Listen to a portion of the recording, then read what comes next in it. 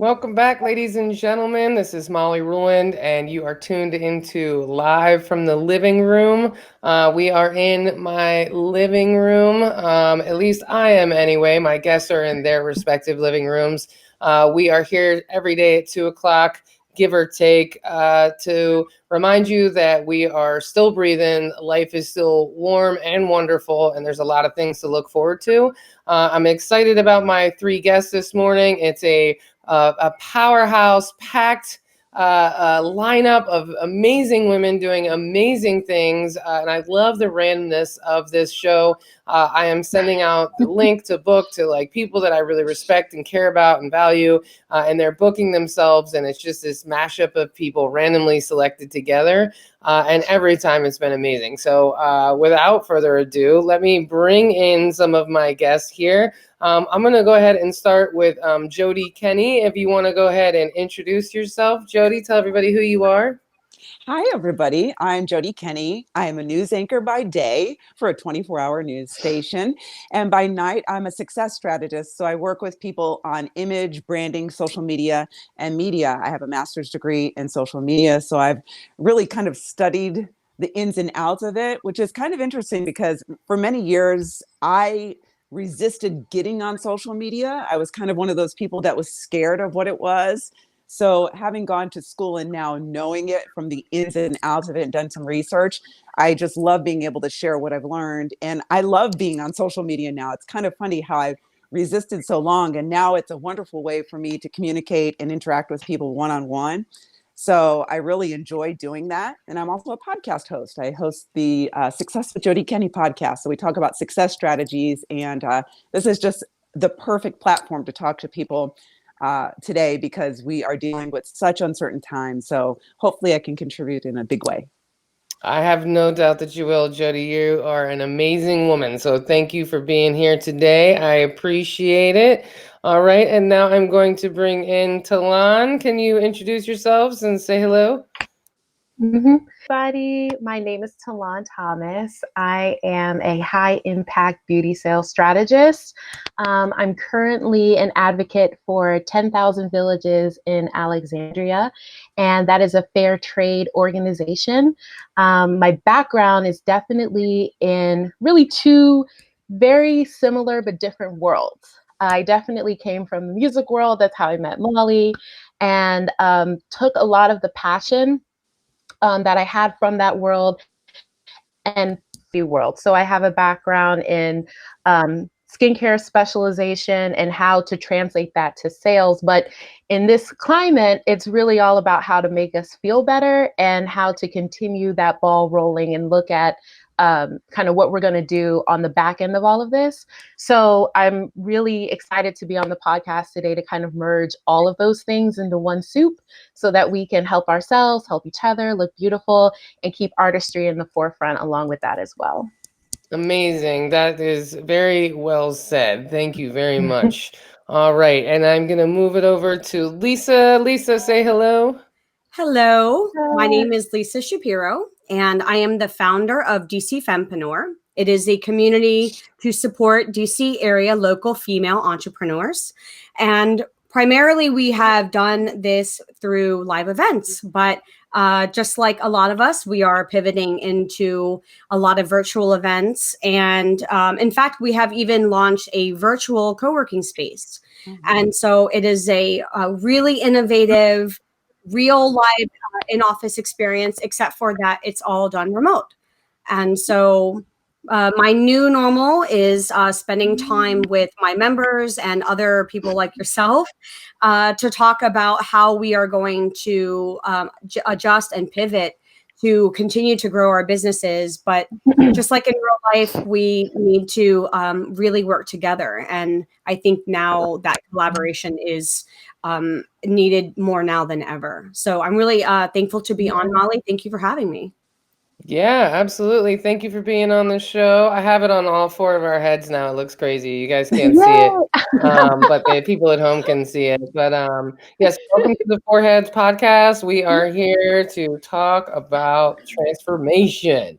Actually, that is a pretty accurate recap, right? I mean, there's so much. I think Talon, you could probably talk about this quite a bit with transformation being in the beauty world and what that means for people. I talk a lot about digital transformation over the last few months in general, or the last year, just really looking at podcasting and digital media and where we're headed with all that, and flash briefings and all of these kind of things. But who knew that this digital transformation would be so intense, right? So, I mean, you know, how are you feeling about all these things? You know, where's everybody at right now with everything going on?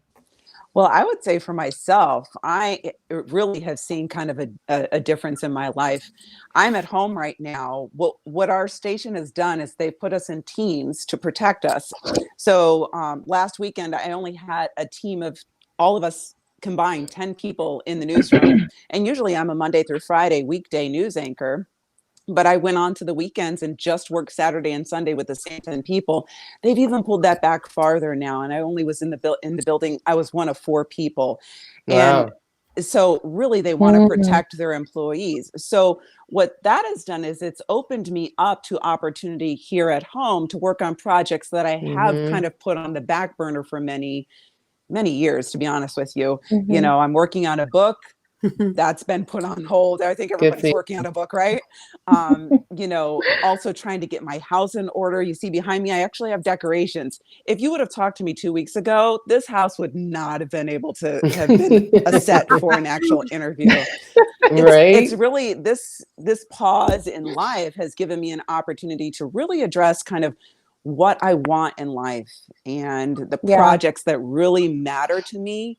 So, you know, I felt like when you invited me on this show, it really was a moment that I said, yes, this is something I truly want to do, because I want to share with people, you know, where I am, because I know everybody's right there. I see it online. People are doing tons of projects around the house. You go for a walk in the neighborhood. I've never seen so many people out for a walk in my life. You know, it's really a change in where we are in life. And so I'm excited for what this is offering us. And I really hope that we remember where we are right now, even in a time of being scared. I hope that we remember where we are and the benefits and the positivity that's come out of this. Because really, truly, this is bringing families together, and people are starting to really see what their passion is in life. And I'm one of them. Yeah, I agree. Yeah, absolutely. I feel like, you know, in tandem with that piece about people really reassessing their values and what's important to them because of having time, I feel like the silver lining with this challenge is that it forces everybody to really accept that we are like one. Like at this point, we are seriously one. If your life experience, your culture, your religion, whatever you've been through in life has not allowed you to accept that, at this point, we are all going to have to accept it, because no one can say, well, that's a disease or that's an illness that's over there. That's not affecting me over here. And in reality, for so many of the challenges we face, whether they're economic challenges, global instability challenges, eco challenges, we can still kind of play the little, oh, I don't know, that's happening over there. That's a hurricane on that side of the world. That's a war on that side of the world. And with this challenge, it doesn't care where you are, how old you are, what's going on. It's affecting all of us at the same time. And so I feel big bonus that we can take, and we can take solace in that, because we've all been affected in an adverse way, in a negative way by this, but then we can also bring to the table the benefits. In the beauty world, what's happening is there is an extreme burst of sales going on online. Everybody is still buying things online. With Sephora, our online sales have increased by over 40%. So as long as that's going on, people are still taking a moment to jump online and to purchase their products. But for the fair trade world, it's a bit, because most of the fair trade world is encompassing locations that are so the concern is that the artisans are going to be adversely affected, imagine. And most of the fair trade model is still hosted in stores. So local meetup groups are primarily in stores. And so the challenge is to really get things moving and to get the word out about fair trade, to transition it from being a people think to go first. If you want to buy soap, buy fair trade soap. If you want to buy olive oil, fair trade olive oil. If you want to buy a new bathrobe, buy a fair trade bathrobe. Necklace, do that. Like, think of it first, because as long as that's not happening, it's really affecting us. So when I saw this opportunity with Molly, I wanted to definitely get it out there, because I want people to think about fair trade first, fair first, so that we can actually remember this and take this into something that will help us going forward. And also, the fair trade model was founded by a woman. It's been in existence for over 7. She was just a woman trying to help women.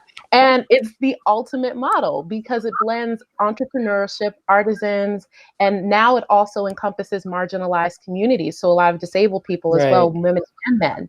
And so it's like, this is the ultimate thing if you have a couple extra coins to push it into, you know?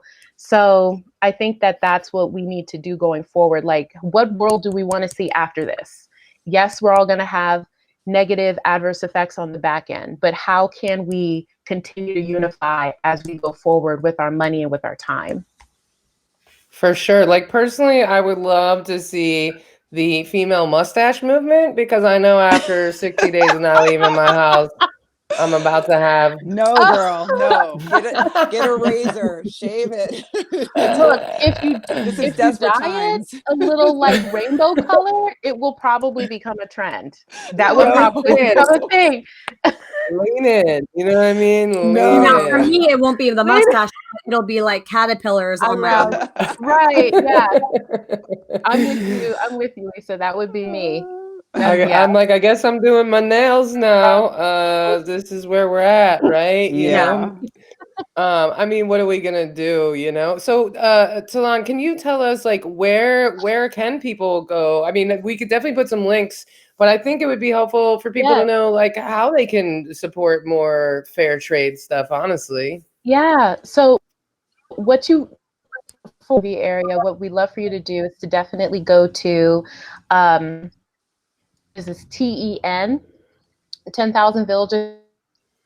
And there are a few really cool things you can do. The first thing you could do is, if you don't have anything that you need right now, but you would just like to make you can absolutely do that and scroll down to the middle of the page and make the donation. You can support the Alexandria store, which has been serving the community for over 25 years. A 501c3 nonprofit, and we're ran by volunteers. A lot of the volunteers are elderly, so they are in the target community. So unfortunately, even before the store shut down, many of our incredible women, and I don't even like calling them elderly, they have more energy than me. Like, when we're stocking, I'm just like, whoa, you guys are like badass. Okay, like, you guys are awesome. They really are passionate, and they had to pull out sooner. So we're ran by that support, but you can purchase items and you can scroll down to the Alexandria location and then purchase anything you need for your home through then the store. The Alexandria store will get a portion of that sale. And then I'll also send Molly a link for curbside pickup, because we are doing direct curbside pickup as well. So if you want to come up the same day, there's a 5-star link, and when you participate in curbside pickup, you'll also get points. Those points accumulate, and then you can get deals and savings when things get back up and running in the future. So I'll definitely give you that info, Molly. Yeah. For sure. We'll put it on the broadcast for sure. And Lisa, you know, I'm really curious. I see, like, you pivoted super fast with this virtual co-working space, which I'm really interested to learn about. I feel like we all are, honestly. So tell us a little bit more about that, and like how that came about, and like, most importantly, how did you move so quickly on that? I mean, that's like crazy impressive, honestly. I think that my impulsive nature might be my secret sauce. You know what I mean? Right. I don't take the time to think things through. What if? And I try to step out of my own way and just go for something. The whole, you know, throwing spaghetti on the wall. I went out, and I mean, I have more than 50 members that have already paid annual dues. And as a leader of this community, I thought to myself, these women have already paid me to support them and to provide value in this community. And it was my time to step up and step into my responsibility. If I'm going to lead a community of female entrepreneurs, I felt like I needed to do something above and beyond, setting up coffee chats and virtual happy hours, which we did and we'll continue to do those, but I needed something more. And I guess it's just the way that I think about things and the way that I take what I do so seriously. Like, it is really my life's work. I am very passionate about connecting women and supporting their businesses. And, sometimes it's just one of those things where I didn't have the time. I did not give myself the grace to be paralyzed. I said, look, all these women are looking to you. This is my time to step up. And I went out and I started Googling like what existed out there for virtual co-working. I got on the horn with the CEO, and like I was able to essentially adapt to their platform right away. And I started emailing people and saying, hey, this is a brand new thing we're launching. Can you try this out? And it was just a matter of selecting a few, of my key members and asking them to click the link and to try it out with me. I mean, it started out really as a test, and, now there's 3 floors with, 25 people that on any given day, and it's kind of neat. Like, we're walking around in an office. Like, I could, go by a room and like, I could jump in a room and listen to a conversation that, Talon is having with JoDee, and hey, what are you guys talking about? What's happening? And it's just like real life, like a real office experience. That's super cool. It's been really cool. And I feel like for the businesses that are product oriented, I think they have a really good chance of making it through this a little bit easier. But the service-based businesses, which are most of my members of DC Fempreneur, are service-based businesses like Molly and some others. And this is the time when we have to really figure out how to collaborate. Who can we refer them to when they say, hey, I have a couple of pages of my website that need to be updated. This is the time, like JoDee said, we now have the time to do some of those Cinderella list projects. Not just organize our homes, but fix up our website and, start on some of those goals that we never got to, or creating that form on our website that we swore we were going to get to and never did. So it's just one of those things. I feel like we have been able to take a breather a little bit and slow down. We're no longer spending 45 minutes to an hour in traffic. We just have more time, I think. And how we choose to spend our time will define how well we do when we get out of this.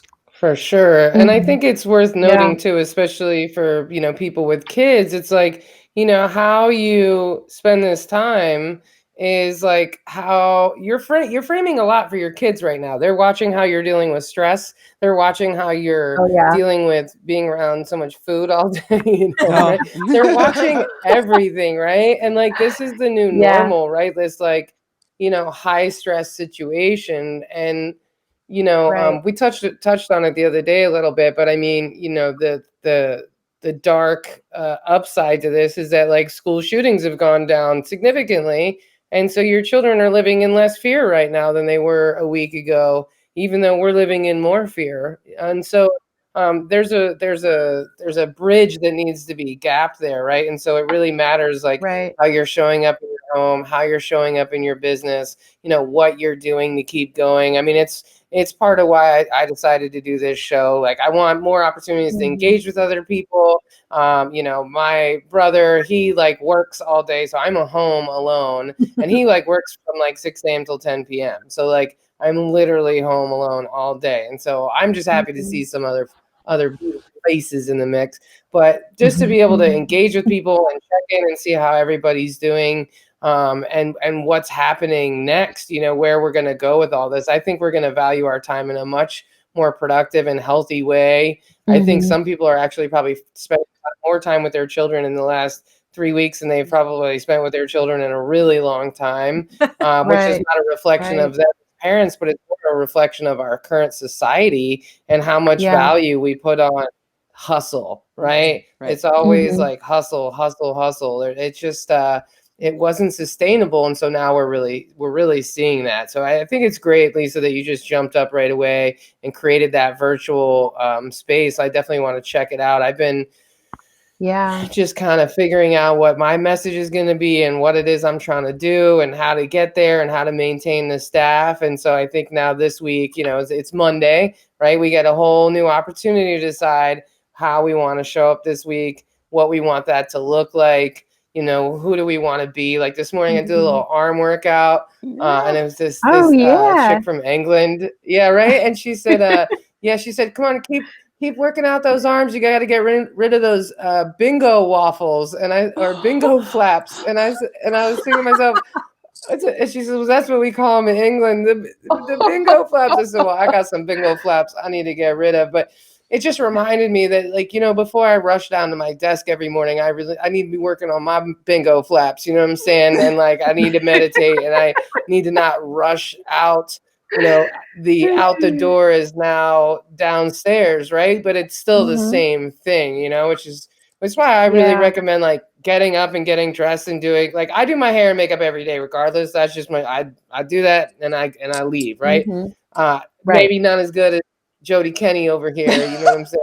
But I'm trying.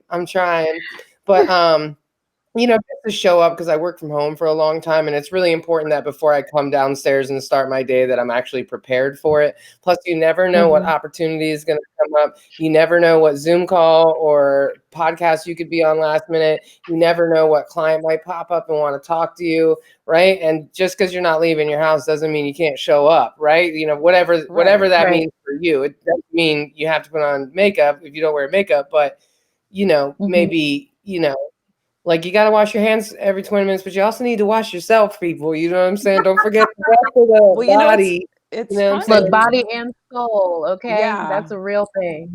And it's funny that you say that, Molly, because like all last week, I lived in my pajamas. And then if I wasn't in my pajamas, I was in my workout clothes, which I was mostly in my pajamas, let's be honest. But, but the whole first week I spent in my pajamas, hair back, no makeup. And I felt like my body needed that. So I've learned to listen to my body. Whereas before, I mean, I'm a very driven person. People have told me I'm the most driven person they've met. Several people have said that, and I don't get it, but I can kind of see, because I constantly have projects in the works. You've talked with me privately, my mind is racing all the time. But this week, after last week of doing some home projects in my pajamas and not really doing much else other than working out a couple times, I thought to myself, I've been giving my children structure. So every morning I'll lay in bed for an hour and I'll write a text message. I'll surf the internet. I'll write a text message to my kids. This is what you need to do. You need to check on your Google Classroom. You need to do your homework. You need to do these 3 chores, and you need to work out. And so I would give them, and then this is what's for dinner. And this, because I want that really, text. How do I get on that program? I have 3 athletic children, and like if you let them, they'll eat you out of house and home. Like, they're competitive athletes, so they do need to fuel the body. But if you don't give them structure, they are so used to structure from 6 in the morning until 6 at night. And this is like a fact. They go to school and they're in school from 6 until 6 at night because they have athletics, and then they have extracurricular activities after that. Sometimes they're so used to structure. I didn't realize that I need some structure in my life too. So last week I felt like I started a lot of projects. I got some halfway done. I almost gave up on a project, which I think I am giving up on, which is reupholstering a chair. That's a hard job. It's terrible. Don't get me started on that. But oh gosh, like this week, I scheduled to be on the call with you because I felt like this would set the tone for the rest of the week for myself. Totally. I've been giving my kids a schedule, but I haven't been giving myself a schedule. So therefore, no projects are getting done at this point. So I'm really Yeah. excited at, spending some time with Lisa, Talon, and you, because it gives me an opportunity to put my mind in the right headspace. And Lisa, gosh, I wish I was in DC to be a part of this, virtual floor of experts. And Oh, well, maybe I this could is why even, it's so beautiful, is because yeah, now we can have people from all over the world join us. I If it's love it. virtual, you don't have to be anywhere but in your living room, apparently, right, Moss? That's Mhm. right. Yeah. Live and direct. That's Right. right. It's just a wonderful way to connect, between like-minded individuals or even people who have different ideas. You know, Totally. Yeah. talking with somebody who's completely opposite of you can help you get creative, can help you get out of your so-called little box, Yeah. that box that you live in, Mhm. that you think is what's going to make you successful, whatever your definition of success is. Mhm. So spending time with people who are different really can open you up to a lot of opportunities. So even just spending this time with you ladies here today, I feel much more Mhm. charged about what my week ahead is going to be. Yay, Yeah. Yeah. Mondays. Yay. Yeah, Yay, that reminds me. Monday. I was on a panel last week, very similar to this, and everybody was a community organizer, and we were all talking about how we were supporting our businesses or our members who are business owners. And one of the things that came out of it was kind of like an aha moment, since we were talking about Oprah a little bit earlier, is that I kind of straddle the extrovert introvert line. I consider myself an ambivert. But what I think is really interesting, that's kind of come out of all of this, is somebody who's truly an introvert. They now suddenly have an equal playing field to speak and to be heard. They're no Hmm. longer, having to kind of lurk in the shadows, because they don't need to feel drained. They can still get the energy from being in front of us, but they don't have the Mhm. drain of energy by being online. Not really, like I can Yeah. still feel energy to continue on with my day. But I'm not going to have to hang up, in 5 minutes from now and feel like I need a nap, because woo, that was Yeah. hard work to be in front of all those people. You know what I For mean? sure. So this is Mhm. kind of Yeah. given, uh, even people who are not extroverts, it's kind of given them a way, I think, to step into the limelight a little bit. For sure. I Mhm. mean, Yeah. especially if we're talking about like accessibility, right? I'm really big on democratization of information and making shit available for everybody and not just somebody's, right? Mhm. And so this digital, movement has really changed that for a lot of people, right? Because, if you're in a wheelchair or if you don't have the funds to get to someplace, you get excluded out of a lot of Right. things, right? And so now with everything being online, you can do virtual speaking, you can show up to meetings that maybe weren't accessible before. And, a lot of Mhm. times we don't think about those things until until you are in a wheelchair, right? Mhm. Right.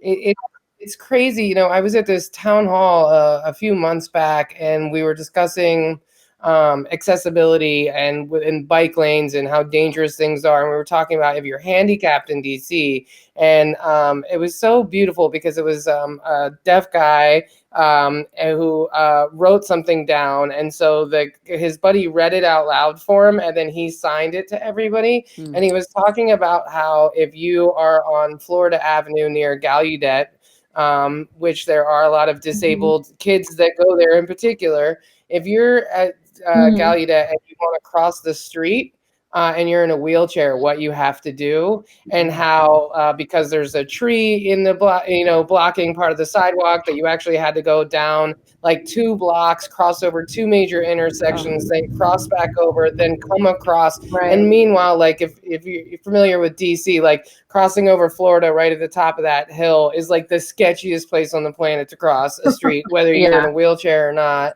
Right. And so Yeah. it's just like really like, when you start thinking about how inaccessible life actually is for so many people, that we just Mhm. completely take those things for granted. But if there's not a little dip down, Right. your wheelchair can't get there. If there's a pole in the road, which we don't really give much thought, people just staple shit to it, right? But that's like a huge detriment to somebody. They can't just go across the street to get food or catch the bus or whatever. Right. And so I think this digital Right. revolution is going to open up the doors for a lot of people. And that's just like physical limitations. What about Mhm. finances? it's expensive to move around this town. You know, It everybody's like, is, come to this yeah, networking meeting. Well, boo, that's going to cost me money, right? Like, that's not just like a right. easy thing, right? Like, that's an expense, right? So I think, Talon, you could Mhm. probably, you know, I mean, you're in DC, so you get it. I mean, this city has gotten so expensive and really difficult to navigate and move around. Yeah, it's it's Yeah. good She sighs. God, it's yeah. Exactly. It's I think that you know, Molly, I mean, I love when you make your post about being a biker, getting around, and having your ear to the ground about that piece, because it is that component of on having to experience something before we get it. Or are we always going to be in this thing of we can't get it until we Right. experience it? So Yeah. that's been us as a collective humanity for circa thousands and thousands of years. Okay, cool, we get it. But right now, what's happening is that needs to step up. We need to go Totally. beyond having to live it. I have to live it. My child or my husband or my wife has to live it before it's real to me. That we have to go beyond that. We have to commit to go beyond that. And I think that what it's done, what I've seen it do, is I've seen people who have bypassed social media for years, people who have bypassed the internet for years. I'm an older millennial, of a millennial, but also a Generation Xer, because I remember Oregon Trail kid, you know, that was like serious. Little When too you're vividly right now. Yeah. and died, you were like, really? This is my life right now? It was a serious thing. Um, so I have that juxtaposition, like before the first big digital boom and after. And I think evolution is pulling everyone from every side to the center, whether you're a boomer, a Gen X, or whatever your industry is. It's really saying, look, you guys, this is a okay. It doesn't have to be a scary matrix overtaking your soul thing. This is a tool, and we can all come together faster as a result of this tool. And that piece that you were saying about DC, the accessibility component, that is very real. I think the beautiful thing with what Lisa was talking about earlier is that you had an idea, you threw it on the wall, and you were like, okay, let's see what's going on. A lot of ideas that people have for a while, they're testing out now, and maybe their ideas aren't working, and that's okay though, because we're just trying things. We're kind of trying everything. Maybe this will or will not work. You know, a couple of weeks back, we didn't have curbside pickup at 10,000. A couple of weeks back, we didn't have some of the training systems we have for Sephora or the private clients that I do, like skincare, like kind of like what is it called, like personal shopping. Instead of having to do that, that's something that I've been thinking about for a while. And I'm like, you know what? I actually need to just do this now, because people don't want to go into the stores. They don't want to. They don't want to spend a lot of money and make the same mistakes with their purchases. So maybe I can actually like virtually agree with my expertise, which I can. But I had put it on the back burner. Thought I'll do it at some point, whenever. And it's like, no, you actually need to do it now, because What's Right the people now. saying need about to serve necessity is the now. mother of all invention, right? Right. Yeah, Right. exactly. Yeah, Yeah. So exactly. it's a perfect bridge piece, what's happening now. Yeah, DC is gonna have to get its, like, low key, I'm not gonna go anywhere near to say DC really has got to prioritize its people, like, from here on out. And I think that it has.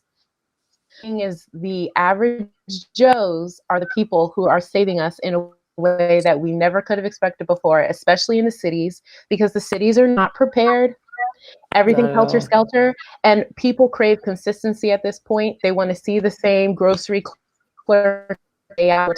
These people are the bread and butter of this community at this point, and I don't think anybody's going to forget it going forward, and we're not going to let people forget it going forward. I think it's going to go past political anything, because if something like this happens again, we're going to need those people.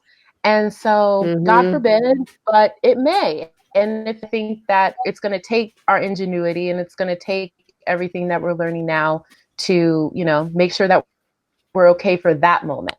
Yeah, the kid thing is Focusing real. on it. I've got a whole 12-year-old. The kid thing is very real, but I love having him home. I think some parents feel guilty that they were having a really challenging time or are having a challenging time with homeschooling because it wasn't something that they had to focus on.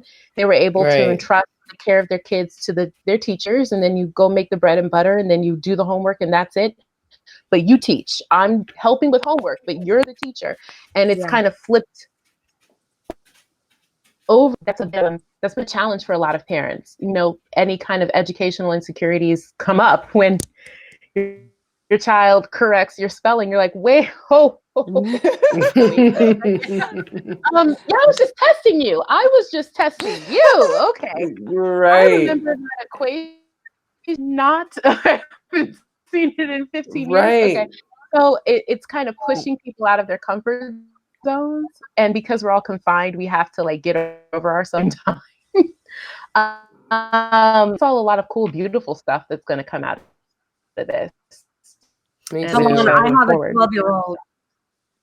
Talon, I have a 12-year-old and I have a master's in education. And I'll tell you, what they are learning, I do not know what they are, unless it is like basic stuff. Yes. Right. The master's in education, it is above me. I don't even know. Okay. And I'm feeling a little bit better. Yeah. I'll just add that I have a 12-year-old as well. Do you really? Oh, look at that. Yes. Yes, I have a 12-year-old, a 15-year-old, and a 17-year-old. My So, son is 16 and my daughter is 12. That is yeah. awesome. So I Wow. have like 3 That's levels real of dude. education that I'm trying to juggle. And, you know, it is a challenge as a parent. These kids are learning in a different way. We did not learn. I don't know if they're going to need much of the way they're learning, but we'll see that, you know, we'll see how that translates later in life for them. But, you know, really, it definitely is different. And thankfully, I have different levels of independence with each one of my children. So I know, like, my middle one has written down a schedule. She's, you know, very organized and she knows what she's going to do. She woke up today and she's like, I've got my own schedule. And I'm like, I love you. Meanwhile, the other two, one slept until 1:30, the other one slept till 2. You know, it's going to be very interesting as us as parents, you know, how we transition from work mode into full-time parenting mode. But I'm like you, Talon, I'm embracing it. You know, my son is a senior, so he's getting ready to go off to college. And you know, he's facing the prospects. Thank you. He's facing the prospects of not having a ball, not having graduation, not having national signing day. You know, he got recruited to do athletics and he might not have a national signing day. You know, these are big monumental steps in their lives that he's facing that he might not get to have. So you know, I really agree with you, Molly, about mindset. And that's why I work with people, you know, as a success strategist, because, you know, really success is your own definition. It could be a journey and a destination. And really, you know, I like to work with people on wherever they are and whatever they feel they need to feel that success. And for me, you know, my success is going to be, how am I going to navigate my children in this time of uncertainty? You know, you mentioned the frontline workers. My son works as a grocery cashier. Right. Oh my And, gosh, you know, so now that school is going back to school, you know, they're actually going to be teaching new schoolwork. I told him he needs to pull back from work.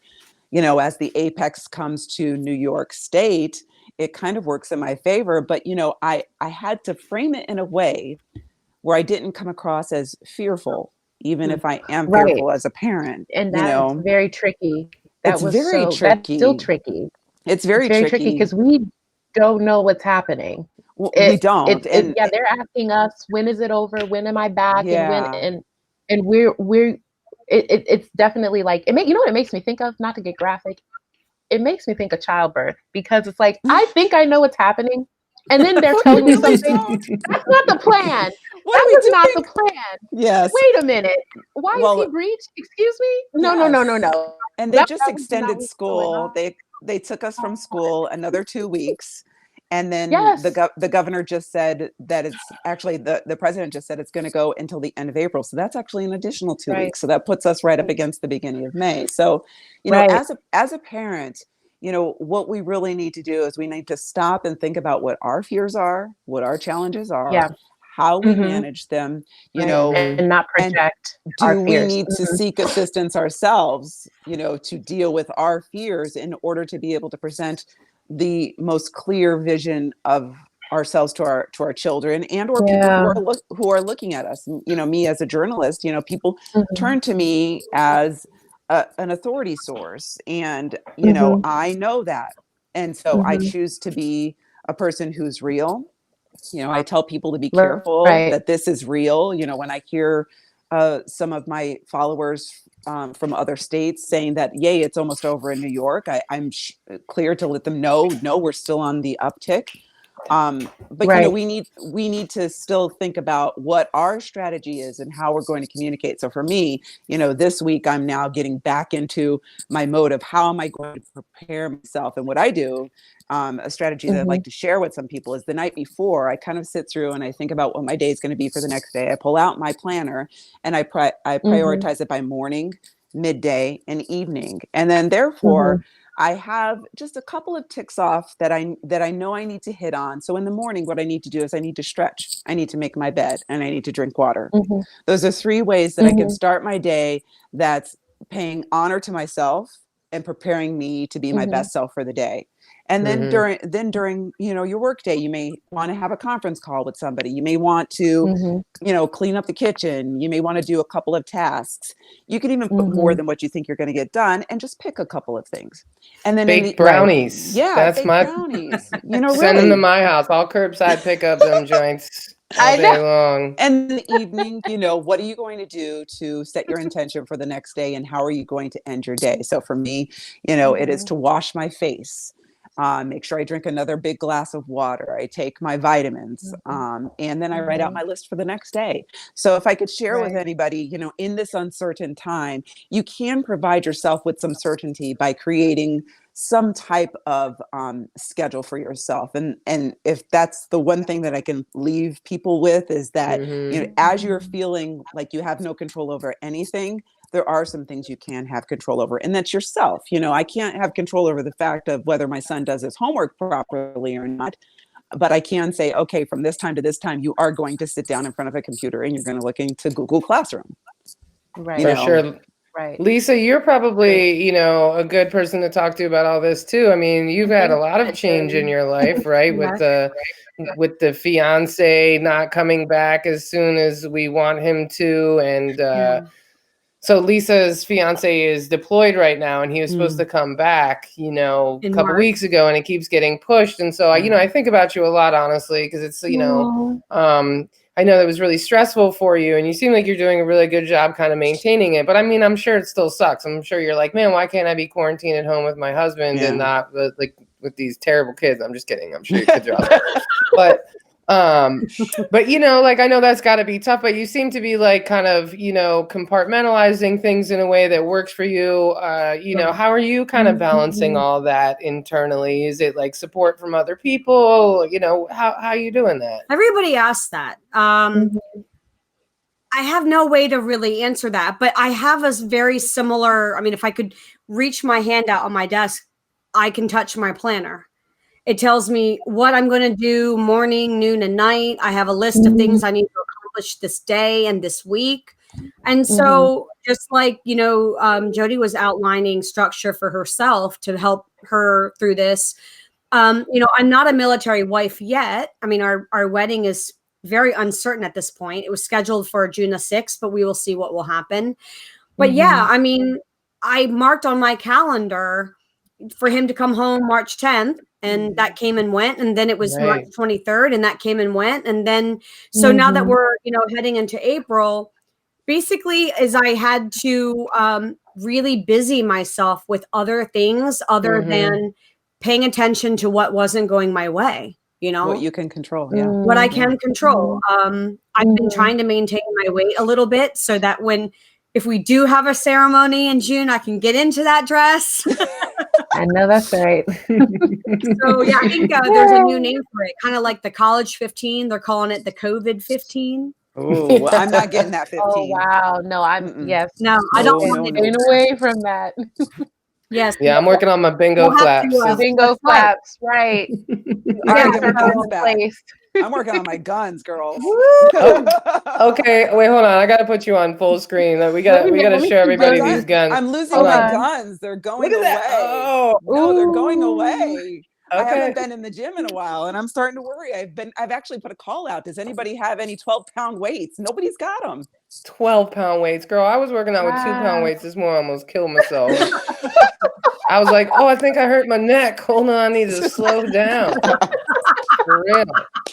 I just need something. I'm just getting so loose. I can feel the muscle going. I'm like, body weight. No, I don't want to get big muscles. I just Yeah, want like I missed nice my little Orange tiny Theory. It is the struggle is real. Yeah. Struggle is real. Yeah. We'll be lifting things over our heads, like we'll be finding things to walk around to try to I pick know. up. And Just Well, gonna you know, bench press Right. two and that babies. goes into the schedule thing. You know, my schedule is to go to the gym and pick up 12-pound weights, in which, really before this crisis, I could have probably ordered them online and had them in 2 days from Amazon. yep. I can't get Mhm. them anywhere now. And now I'm Mhm. resorting to the black market of asking people, hey, you got some The 12-pound weights? black I'll take market. I'll take the 10 pounds if you got them. Hold up. You know, Hold up. There's a black market for fitness workout material okay, because I feel like I'm begging. I'm Is it the begging Facebook? anybody. Yes. I could thrive in My the illegal dad is a arm serious gym dealings. rat. If he was near you, he might actually have something. He is going to Oh, be 66 next month. He was a semi-professional football player. He works out every day. That I've never even seen this man eat pork. He's super I fit. know. Yeah. So Oh. he might have something. Oh, I'm excited. You do not Yes. know how excited I am right Look at now. that. Look at this podcast bringing people together Yes. one weight at a Woo! time. You know what I'm saying? Jody, I just want to tell you a quick tool that I use, or I should say a resource is you probably have it in your neighborhood, but it's called Buy Nothing. Buy It's a nothing. Facebook movement. Oh, And well, yeah, we've got like a free market kind of thing. yeah. So like if you post in your, Buy Nothing group or Free Cycle or any of those, I should in search of 12-pound weights, I bet you somebody would hook you up. I'm going to have to do that because I've been resorting to begging and Ooh. making phone calls and, like on the down low, hey, you got any weights? Oh gosh. But it really, Yeah. but, just the act of going to the gym, whether it is, to do push-ups at the gym or whether it is to do planks at the gym, really Mhm. seems like in your mind, I can't do that at home, but we just have to modify it. I just Right. know that I'm not, like over the last week, I wasn't getting the workout that I know that I can get because in my mind, I thought I'm not at the gym. So this Mhm. week is really a huge pivot for me starting this way. It makes me think, okay, you know what? Thank you, Lisa. I am going to post as soon as we're done talking. I'm going to post on the free marketplace to see if I Yes. can't find somebody who has them. Yay. Because there's somebody out there who's not using them. Yeah, and Let's make Right. that clear. Right. They put it out on their porch and Yep. then Right. you drive by and get it. Grab it with my Oh, contact. cleaning wow. wipes, and then I'll be Yep. able to lift. Yeah. I love that. You I can, love that. But you can get it self-care is done. very important during this time. And so like we Mhm. really do need to watch what we're eating, drink lots of water, take your vitamins, and in particular, vitamin C is a really good, potent, strong antioxidant fighting vitamin that you need to be taking. And, really don't get that 15. Don't get that COVID 15. I'm actually Yeah. planning to lose 10 while I'm on lockdown. That's my Woo! goal. Oh, also, Me too, all in my arms. yeah, lose it. Also, if it's fine, zinc as well, because Yes, zinc zinc as tablets well. absolutely push up your white blood cell count, your white blood count. So white cell stuff too. Molly, we could Mhm. do this all day. Yeah. How long are we I supposed know. I know. The world is our oyster. We have these Yes. poor people held Yay. hostage. I don't know if anybody's commenting. I haven't looked at the feed or not. We should see if anybody's actually So funny. commenting reacting to our amazing post. But this is a great conversation because I It think I is. love the idea that you've gotten just random people on the call, because you know what, I actually reached out to Molly this weekend. This is just a fun little story, you know, because I'm a journalist, like I'm a control freak. We all are. I'm not going to lie. And any journalist that tells you they're not is crazy. We're all control freaks because it's our job to know the facts. So I was like, okay, so tell me, you know, what time do I need to call in? Who am I going to be talking with? Blah, blah, blah. I was asking her all these questions. She's like, it's just going to be a random conversation. And I got the armpit sweats over it. Yeah, like, we're you know, wow. I had no control. Here's the list of questions. This is what we're going to talk about. Like that makes us comfortable. The unknown is like, what? Yeah, the unknown. Not me. I love the unknown. I thrive in chaos.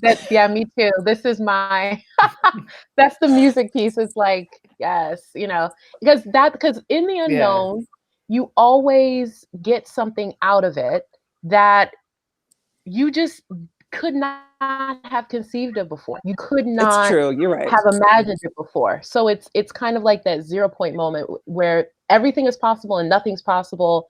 And then you come out of it and it's a bit like, whoa, did that just happen? I never even thought of that, never heard that, never saw that before. One of the things too with the routine piece, ladies, that I started doing with my son, well, last year we started doing it, but he was kind of on and off. And I decided to prioritize all of the linear things ahead of being creative, but we started journaling. He's really found a lot of solace in journaling because he's very upset with the state of the world. And my son he has high functioning autism. So for him, he's very, very confused by the break of routine. It's just like, whoa, what is this? But he's adapting to it so incredibly well.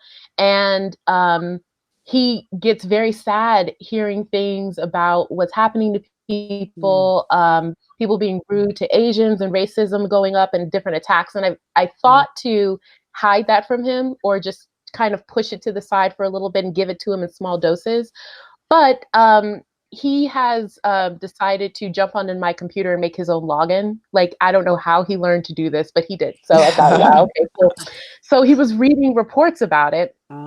And I was like, Donovan, and there were just tears in his eyes. And he said, no, this is not supposed to be the 60s. I said, wow. Okay, honey, it's not the 60s. But he's like, then why are people fighting on the subway? Why are people being attacked? And to him, he's just looking and going, oh no, is this going to make us worse? Is this what's going to happen? So I definitely didn't expect that to happen to him or for him to get the information that way. But instead of being kind of scared about it, I decided to embrace it. And I said, well, you know, let's write about it. Let's get back to your journal. Let's write about how you feel. What are your thoughts? What are you thinking going forward? Because he doesn't have all of his classmates to chat with this stuff about. Right. And for him, social distancing is a very bizarre concept because he kind of does that a little bit naturally. So when he sees people outside, he wants to talk and chat with them now because he doesn't have the interaction that he was used to having.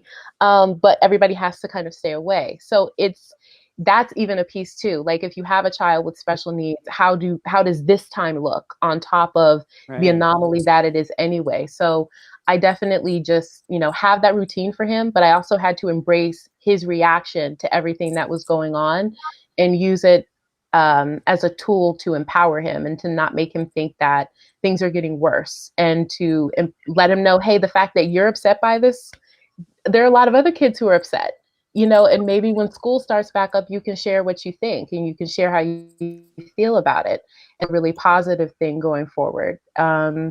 I definitely think we'll be better for it coming out of all of this. And I just hope that we continue to use our creativity and make that like a centrifuge driving force going forward, because I feel more confident and comfortable with what you ladies have talked about than anything I've heard on the news in the last couple of days, to be perfectly honest. So yeah. I heard that, man. I mean, that's the idea, right? Is just to share a couple of laughs and connect with each other, and just remember that, things aren't things aren't over. You know what I mean? Like we're still here. We're full of life. It's gonna be different, but it's gonna somehow be better. I don't know.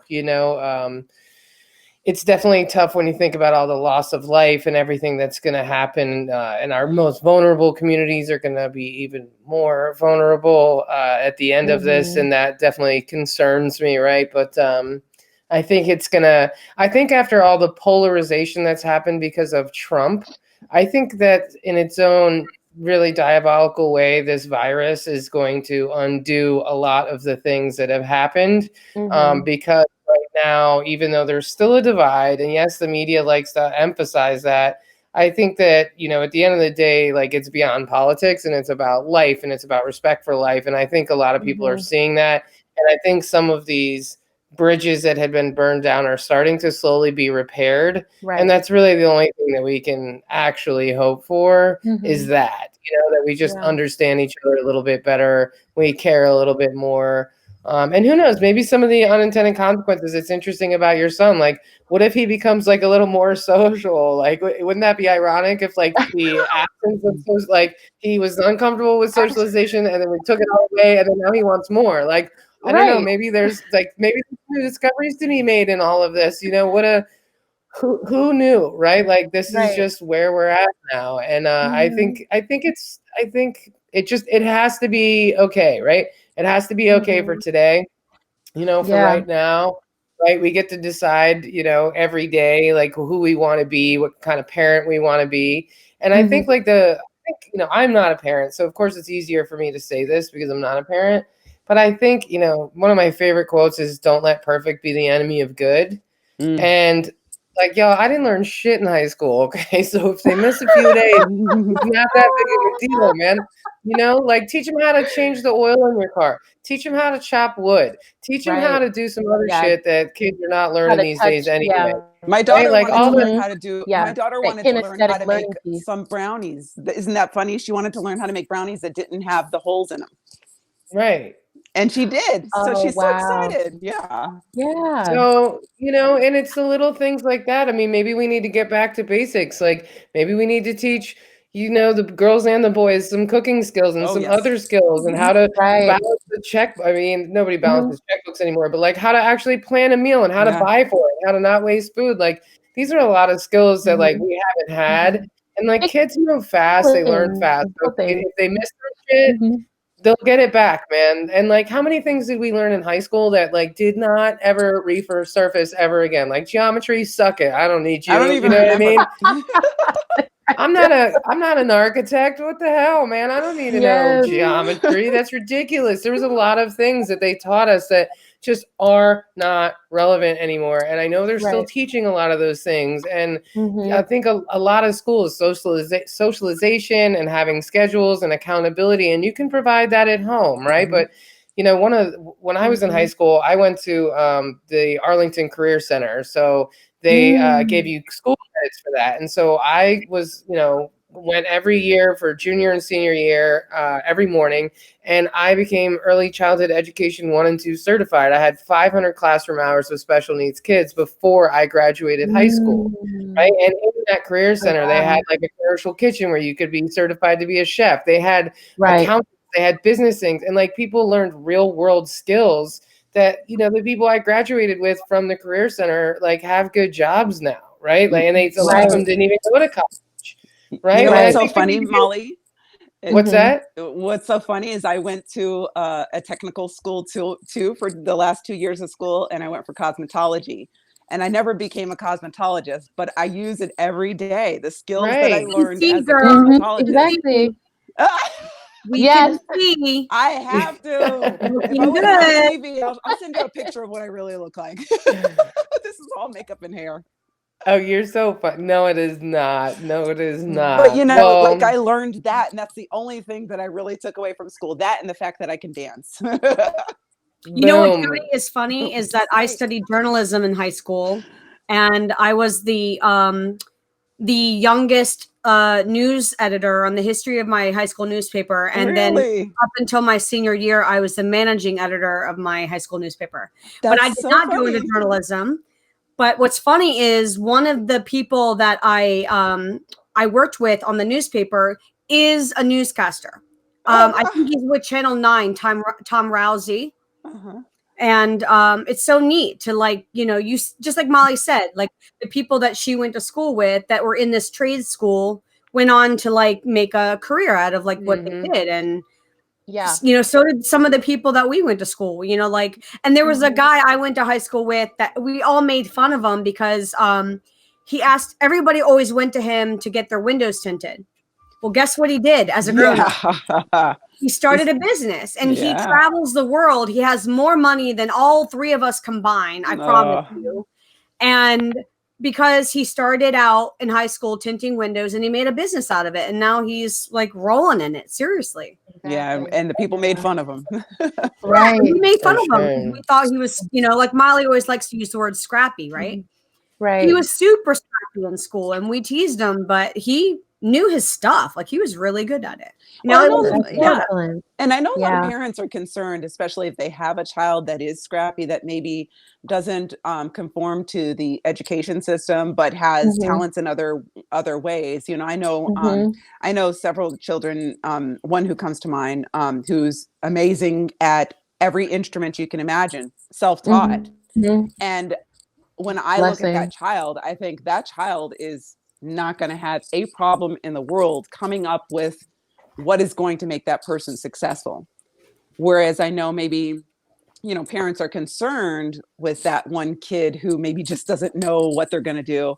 I think those are maybe some of the people who have some brilliance in them that is going to come out in some way. You know, I didn't know what I wanted to do when I graduated from high school. I'm thankful that things worked out, but I didn't know what I wanted to do. Well, and for sure, and now I think that like we're so. Oh, go ahead. Oh no, go ahead, Molly. No, I was just gonna say those kids, that girl will be able to. Well, I would just say this to that.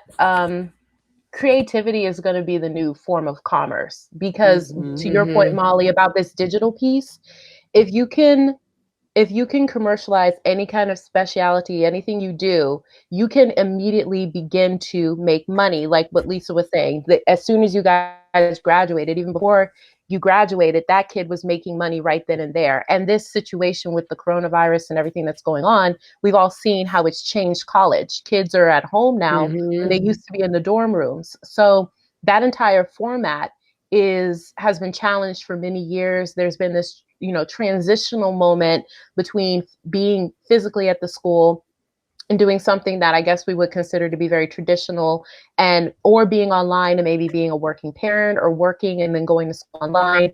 But now what's happening is it's becoming, here's your skill set, here's the service, here's a way to make money. Go straight from here to here. And it's cutting out anything in between. It's like if you have a certification, if you have credentials, if you have a client base, if you have testimonials, put it on a website. Here's how you make the money. Here's the client base. Boom, go make the money now.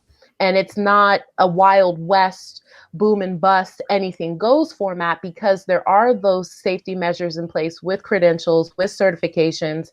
But I think people are going to value going and doing that now in a way that they never have before. It's not going to be fringe. It's not going to be something to do on the side.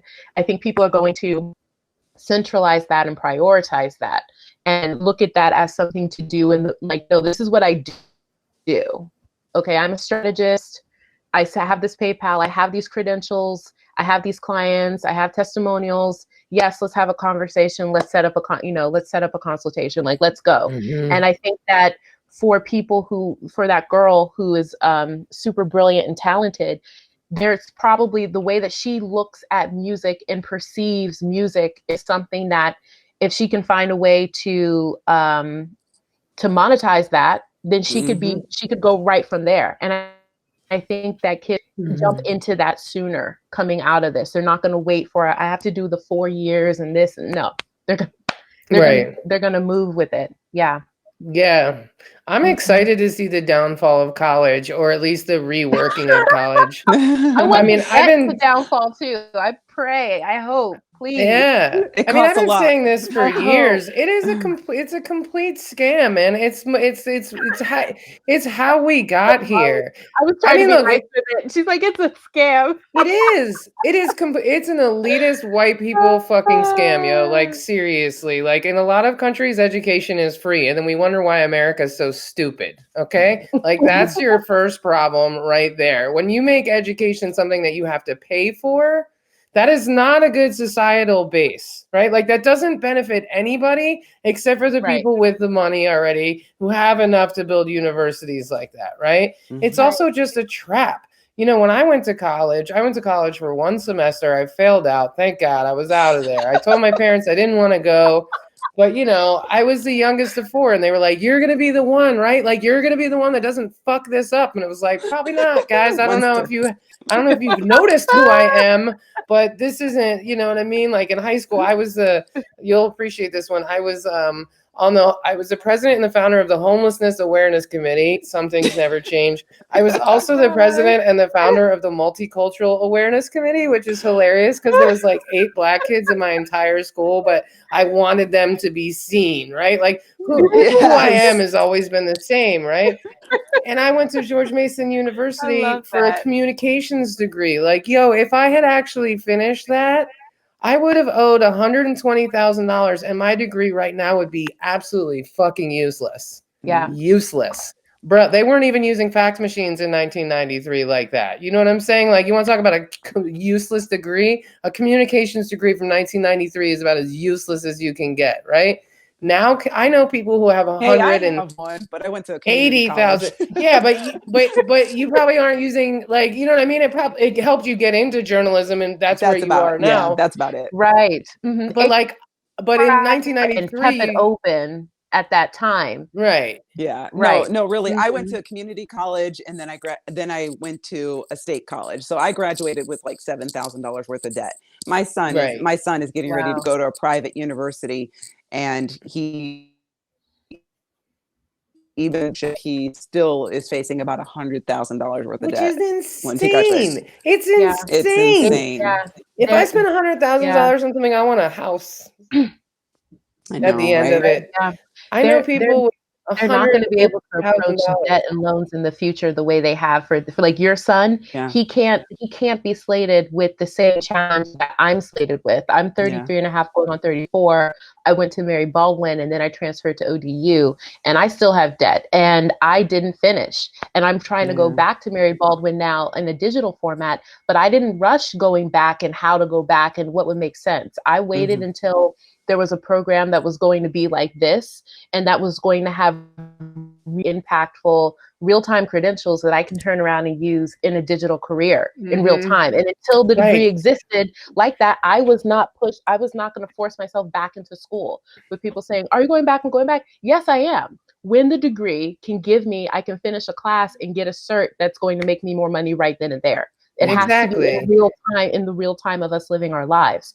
And so your son, JoDee, he's going into a world where, ironically, I think that shift is something that parents will really demand, because they're not going to, oh, well, in 4 years, this and that. They're going to say, well, what credentials does he have right now in case he's not going to class for 2 months because of another isolation period that we're in?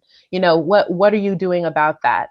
And so the flip side is, I was going to say, and also, you know, like we need to encourage our kids to explore their gifts, you know. So my son in his mind thinks he's going to go and become a physical therapist, and I'm going to support him as he thinks that. But when I go in his room, I mean, every piece of paper that you see, he has an easel. He's got art supplies everywhere. Every document of schoolwork has a drawing on it. He gets paid $100 an hour to be a photographer, and he's a great photographer. So he already has this amazing creative skill, and he is by far the best artist in our family. We have a history of artists in our family. He's an amazing artist, but in his mind, he doesn't think he's going to make money there. But I'm already telling him, listen, you're making $100 an hour as a photographer compared to the $11 an hour you make when you are working at the grocery store. Right. But it'd be who of you to pursue what you're good at and what comes easy to you. A lot of times, Right. we don't push that with our kids. And so I'm supporting him no matter what, because he wants to be a collegiate athlete. So he's going to be doing that. But I think he's going to go to school, and he already even said when we visited, he's like, I'm going to have to bring my art supplies because this is so beautiful. I'm going to want to paint it. Aw, So, that's awesome. you got to encourage, so the talented, right? creativity and talent that is within out of people. And that is where you're going to get some amazing businesses of the future. This is a revolution right now. This is an opportunity for us to really stop and think, what do we really want in life? I'm really thinking about that as, I love being a television journalist. It's exactly what I want to do. What's the second career? Women don't age on TV very long. There's only one Barbara Walters.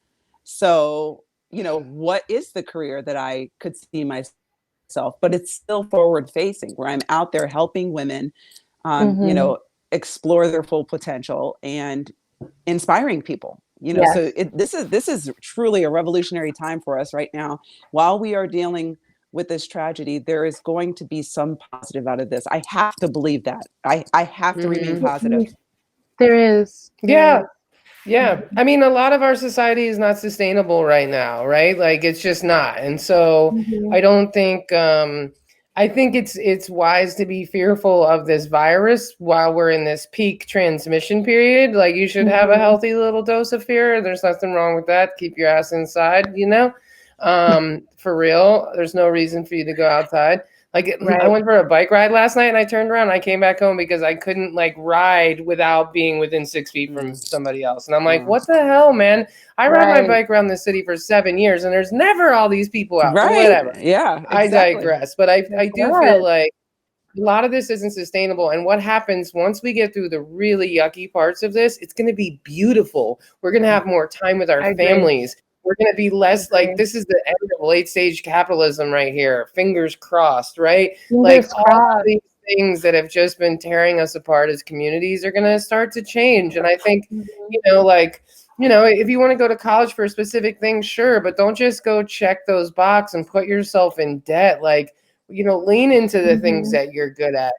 As an adult, I don't have any regrets, but I do sometimes wonder, how did all the adults in my life let me even go to school? Why didn't they send me to business school? You know what I mean? It was clear. I've always been this person. I've had a job since I was 12. I started my own, I remember when I wanted a stereo and my mom said, well, if you raise money, I'll match it. And it was dead ass winter and it had just snowed. And I said, word? And she was like, yes. And it was when Circuit City still existed. And I wanted one of those radio CD player, record player with the speakers on side, the rack system.